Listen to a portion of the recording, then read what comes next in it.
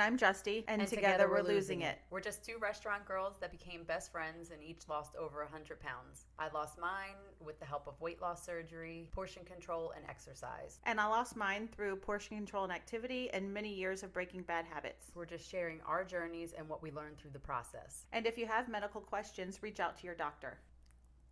Welcome to today's episode. So we are going to do a 3-part series on overeating, and today we're going to talk about binge eating. And so I'm going to let Justy kind of take it away from here. Thank you. So what I wanted to do real quick is just kind of define what I think binge eating is. Binge eating to me is when you eat a lot in a short amount of time. So for me now, my portion is about a handful or a fistful of food, maybe a little bit more. So binge eating is eating for me, it was like 5 times that. And then another way binge eating was eating way past full. So that super, super full feeling that you feel, but beyond that. And then Thanksgiving full. Yeah, Thanksgiving full on a daily basis. On a normal day. 3 meals a day. And then even to the point where I would wait for that to settle and add more. And so, and then another way that I define it is just uncontrollable.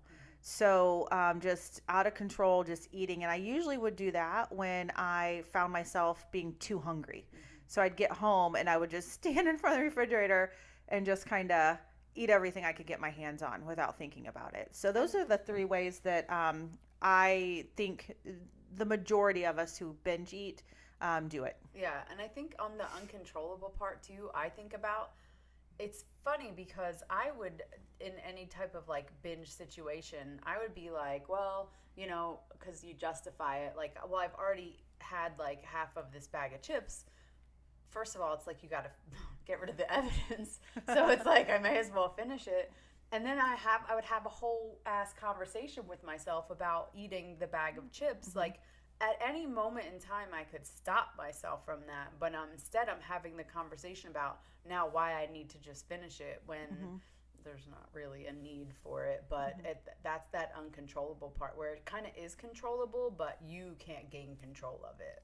And I think that uncontrollable part too, it's almost like an anxious feeling. And then when I would finish the food, I felt relief. Yeah. I felt like, okay. Relief and then remorse. Well, and then on came the shame. Right. So shame, on came the shame and the feeling like shit and all that stuff. So, we both have obviously suffered with binge eating. I think myself more than Steph. And it's harder for her to binge eat now because her tummy is teeny tiny. It's almost impossible to binge now. A binge for me is I ate a second. Justy brought me cookies. Yeah. She sabotaged me today. No, Sorry. I'm kidding. I mean, we're approaching Valentine's Day. By the time you hear this, it'll be actually Valentine's Day. Yeah. But yeah, she was baking cookies and she's like, I brought you some. She's like, I'm sorry, but I brought them anyway. I'm like, and I'm going to go ahead and eat one. Yes. And then I had a second one. But they're teeny tiny and it's okay. Yeah. I didn't eat the whole container of them. Right. And before we would have, right? Yeah. So before we would have have had it right here with us. Here, you want one of your cookies? So when we were talking about binge eating earlier, and we were kind of discussing where it started. And I think for both of us, we can't really identify why it started. Yeah. But it started really, really young. I'll let you kind of talk about that a little bit. Yeah, I mean, and I she was saying she was trying to think through some that we talked about this before. I don't know, we should have just hit record when we talked about it, but she was saying how some of the feelings she may have been having because it was from a young age. I can specifically remember times at a younger age where I would a lot of it is getting rid of the evidence because you don't want your mom to know that you ate the whole pack of whatever. And in my family, there's 4 children, so it could have been any one of us. So I had an easy out if I needed one. But I didn't have the, sense to think of why was I doing it at that age. I just was. And when I look back at it now, I don't know why I was doing it. I have no idea why I was doing it because I had a really good childhood. I come from a really solid family, good background. Other than maybe already being a chubby kid and being shamed at school, because kids are such assholes. Such assholes. God.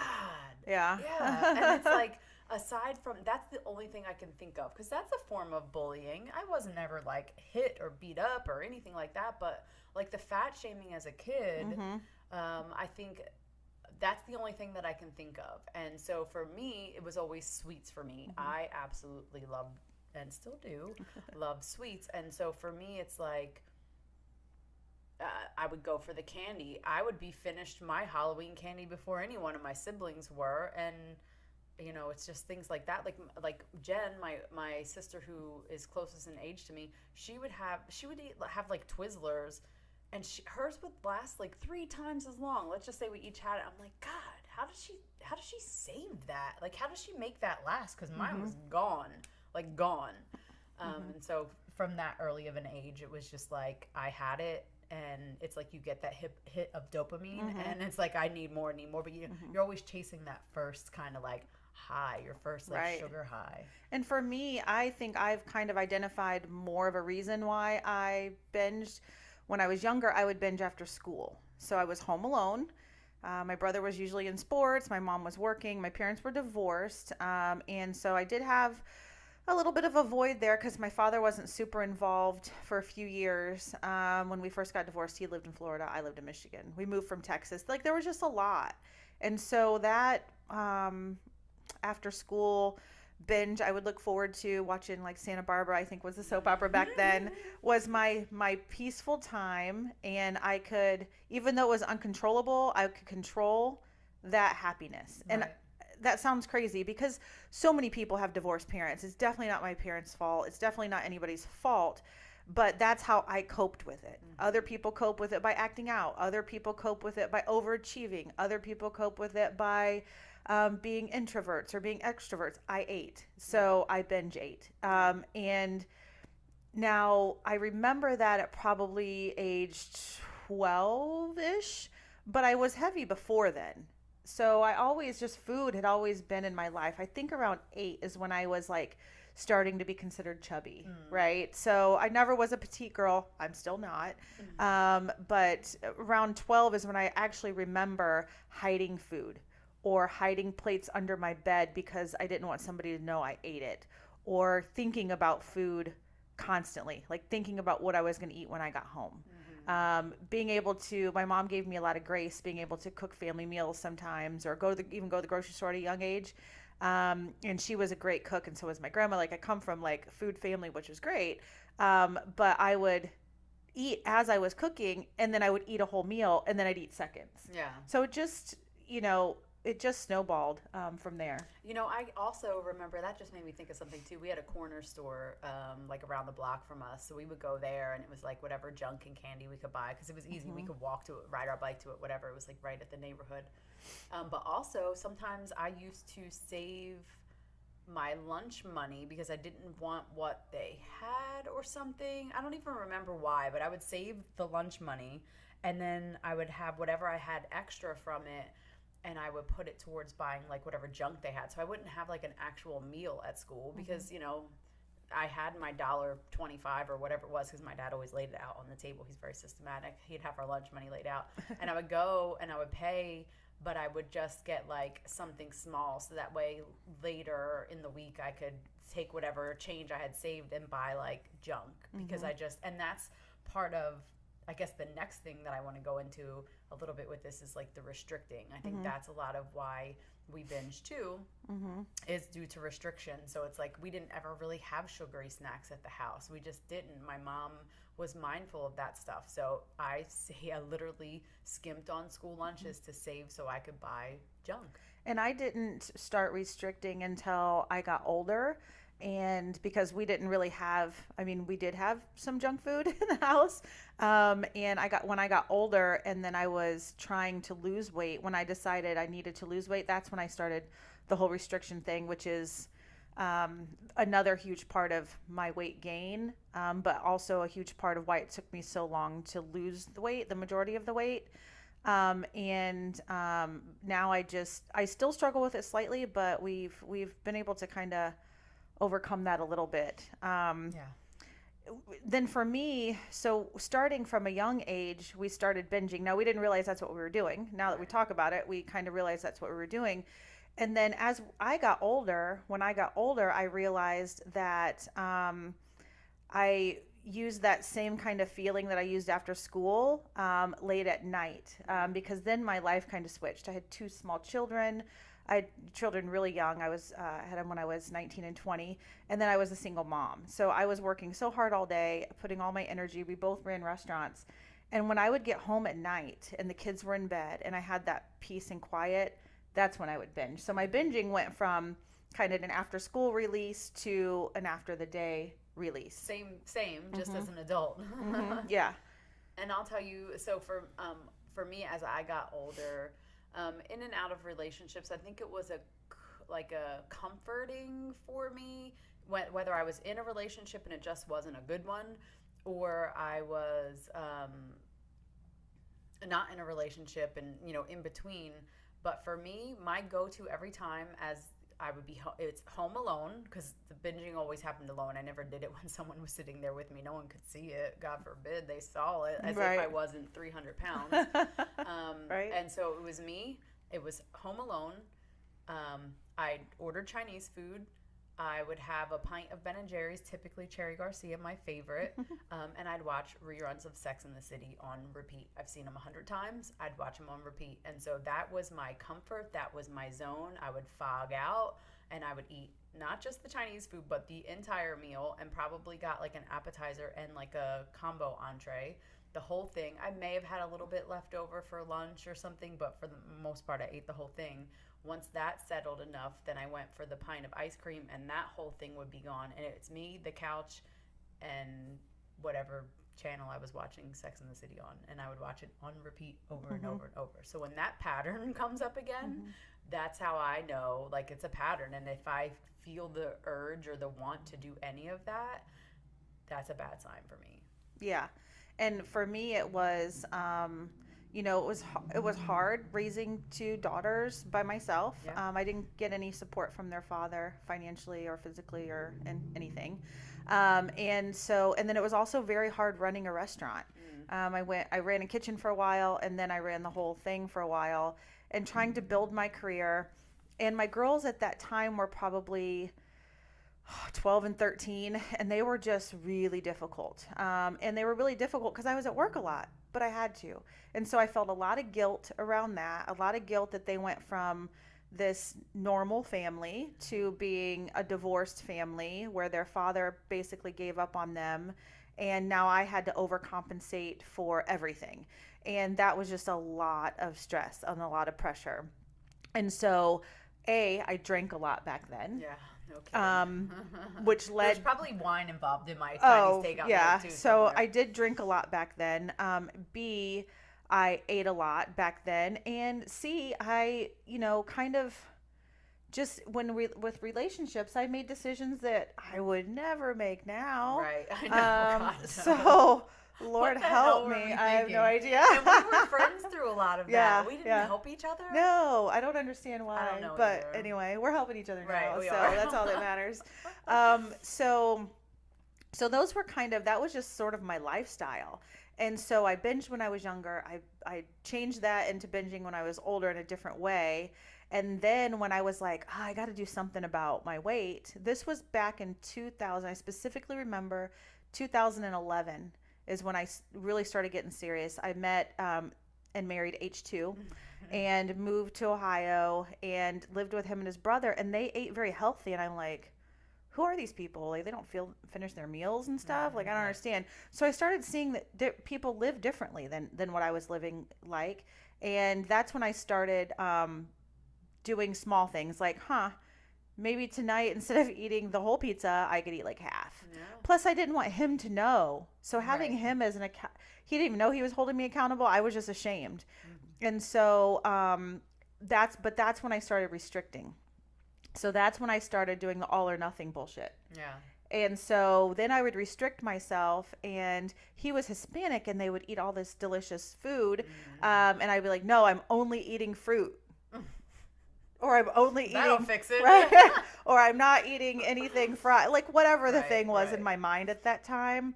So Whatever you read in some whatever I magazine or read, and whatever, yeah. again, I didn't do like huge diets, but I was just like, oh no, I can't eat that, and I would have a lot of guilt over eating something, Mm. and so then that would lead to binging. So I'd go for about a week and a half, of restricting. Like I'd make a big pot of soup and be like, "This is all I'm eating: breakfast, lunch, and dinner."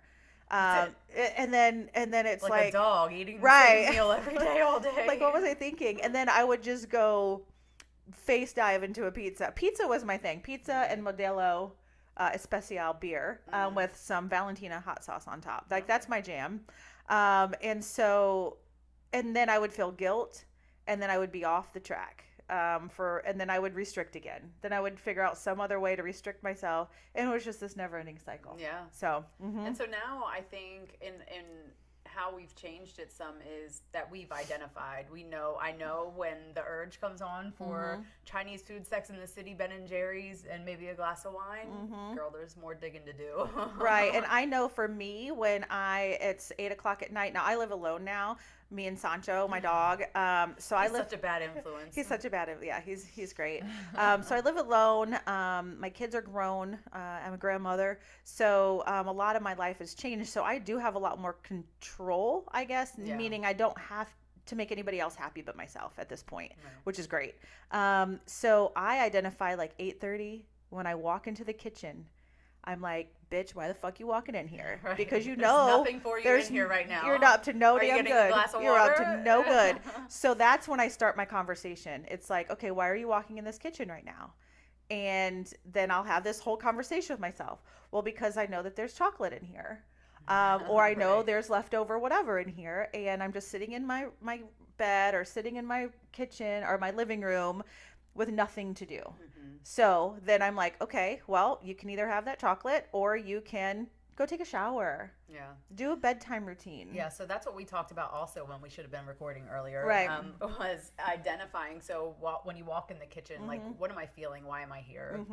And then identifying that problem. Journaling if you're a journaler, and if not, give it a try. It doesn't hurt. Write down 2 sentences, and just how exactly are you feeling at that moment, and then try to counterbalance it. Like, okay, so I feel I'm bored, right? So what can you do? Like, take a shower. That's probably not going to cure your boredom, but that's something that you can do to get your mind off of it. Or do you go for a walk? Do you put a puzzle together? Something to like occupy your brain.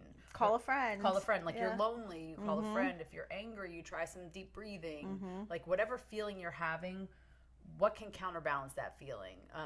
And if you're not having a feeling at all, because there's been times when I've like walked in the kitchen and I'm like, okay, what I don't know what I'm feeling right now, but I know how I'm going to feel if I go face dive in that cheesecake. I'm going to feel like shit. And do I want to feel like shit? No. I want to plan that cheesecake for tomorrow Right. and eat it in a controlled manner Right. and feel good about it and feel good after. And so that's the conversation I've taught myself to have over the years, instead of going into excuses. Yeah. Oh, well, you had a long day, or Right. oh, well, it's just one piece of cheesecake, or well, you'll do better tomorrow. Yeah. Like, oh, well, tomorrow I'll have a salad for lunch because I'm having this cheesecake tonight at 8:30. Right. So all that stuff is just bullshit. It's just drama. It's Yeah. drama that you're causing in your head when all you really need to do is plan your food. Yeah, and I think planning, like us doing our meal prep or planning, and we're a little bit different in the sense of how we Yeah. do things, because I have my husband too. So he's home. He works different hours of the day. Sometimes he's home for dinner, sometimes he's not. So we keep a whiteboard in the kitchen. On that whiteboard, I write his work schedule out, anything that we have going on activity wise, and then off to the side, it's what's for dinner that night, and it typically sticks. And so I don't really eat pizza a whole lot. If I do, I make like a flatbread here. I put pizza on for Friday night. Pizza is my husband's favorite food, so there's no avoiding it. We're going to have pizza, and sometimes he'll have it without me, and it's not the end of the world. I do love pizza, don't get me wrong. But it's been on that board for a week. So when Friday came around, I was like, holy shit, it's pizza day. And I was thinking we were going to make pizza at home, because we usually keep everything on hand to make it at home. And then we decided to go out, and I was like, you know what? I have this pizza on my board. It's pizza day. I'm going out. So we went out and had pizza, but I did it differently. Because I'm trying to get high protein, we ordered a pizza. Um, I got a side of meatballs and we got a spinach and artichoke dip. Now he really wanted the spinach artichoke dip. I was like, I can have a couple bites of that. That's also protein too. But I was going for my protein first. So the first thing I did was eat a meatball. Let me get this protein in. I had some dip.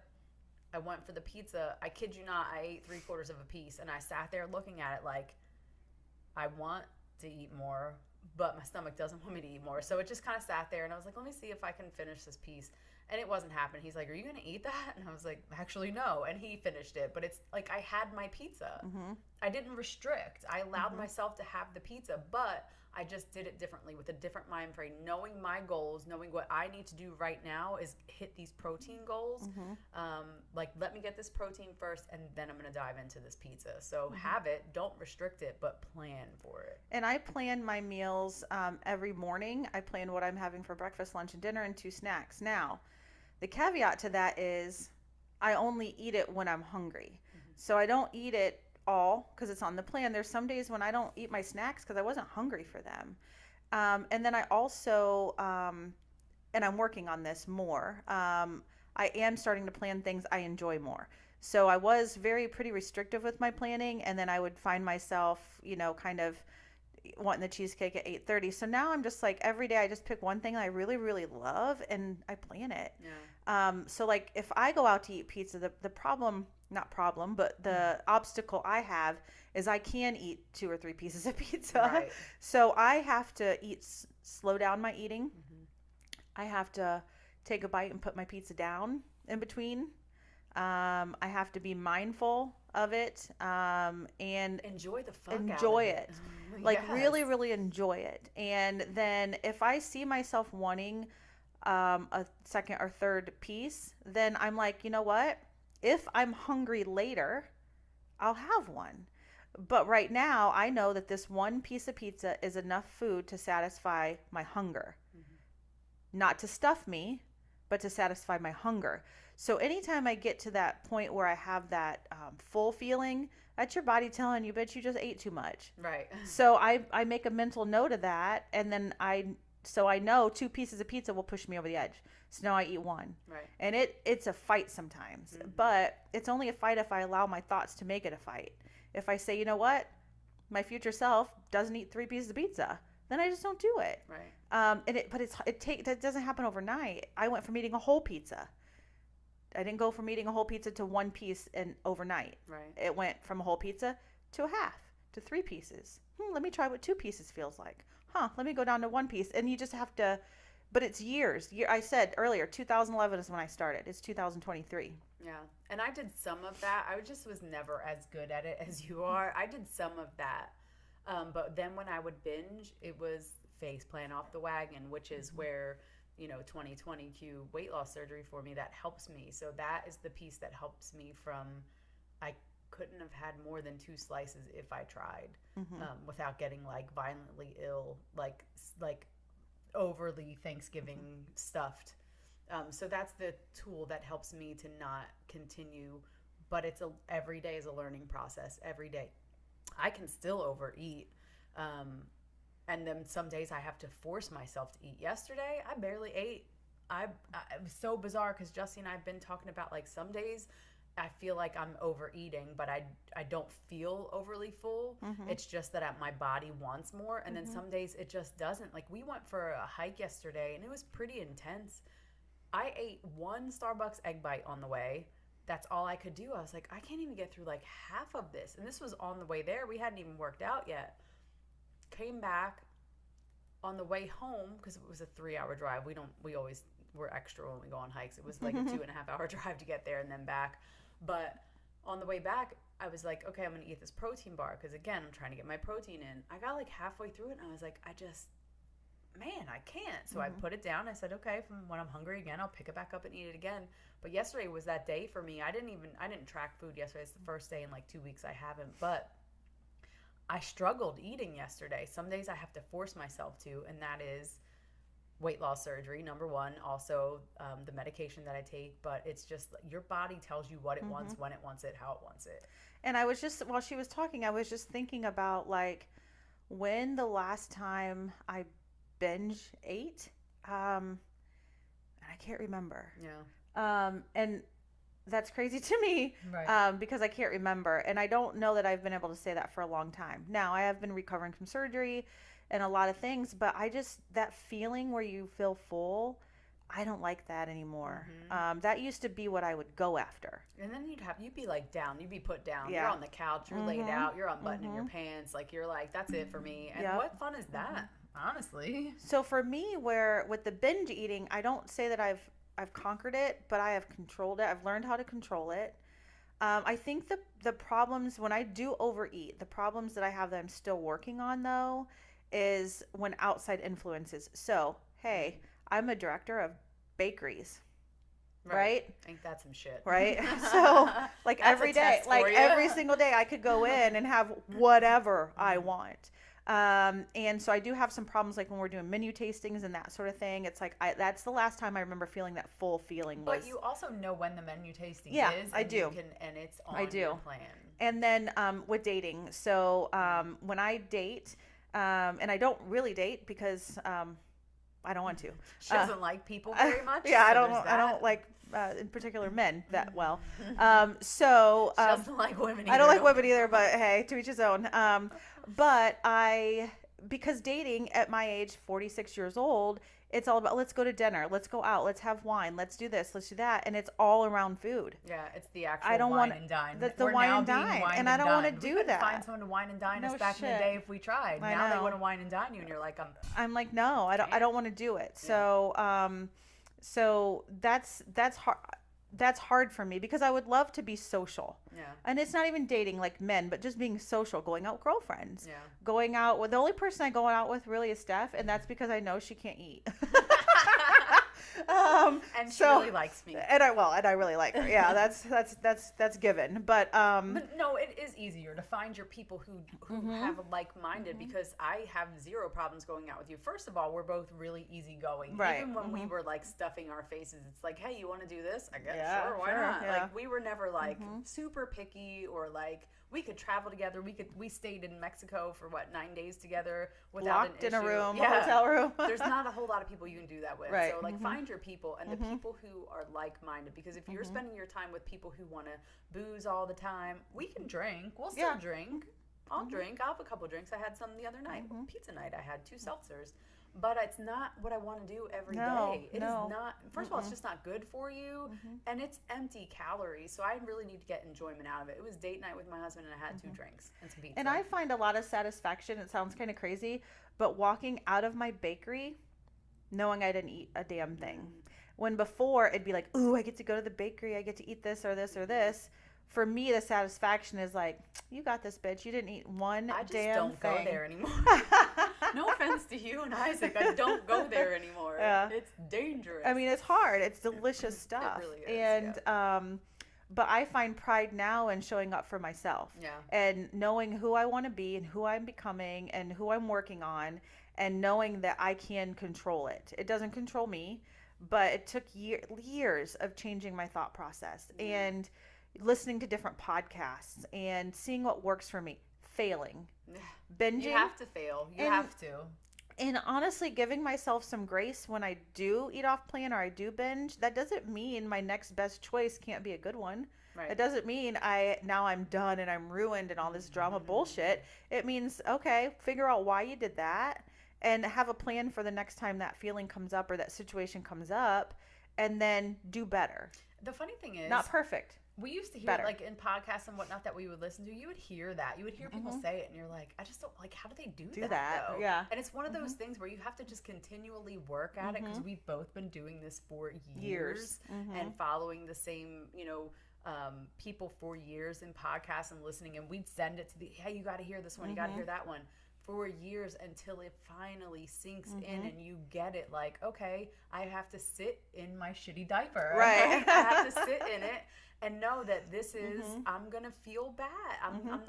I'm gonna feel like I'm missing out. I'm gonna have Right. FOMO Mhm. because, oh my God, I didn't get to eat the whole pizza. Right. But like, it's okay, because you know what? I feel great today, Right. and I weighed in today, and after all of that pizza and the planning and all of that, I'm still down in weight because Mhm. I planned correctly. Mhm. So for us now, it's cutting out the excuses. Before it Mhm. was like, I just don't know how they do that. I can't figure it out, or Mhm. I don't like to journal. I don't want to write it down, or planning. I don't have the time to plan. But yes, you do. It takes like two Yes, you minutes every do. morning for me to write down a plan. Yes, yes. Yeah. I do the week of Mhm. dinners, and I take the schedule, write the week out, Mhm. and then we meal prep, and that's my That's it. other meals. Yeah. Mhm. Period. The end. And then when I'm hungry, I go to the fridge, and you know what? There's something right there for me. Mhm. And now, that that's not necessarily always easy. Just because it's No. there doesn't mean Right. that that's what I want. Want. Mhm. But it's there. I Mhm. don't want to waste the money on it. Mhm. It's already prepared, and I'm gonna eat it. And the thing for me, because Isaac's vegetarian, he's not gonna eat the barbecue chicken stuffed potato that's in there. So that's on me. Like, if I don't eat it, then I'm Mhm. wasting a bunch of my Mhm. time and Mhm. money into that because I just didn't want it and I wanted something else. No, eat what you have prepared. So Right. yeah, it's us A cutting lot out of the planning excuses. and, Yeah, and planning and excuses.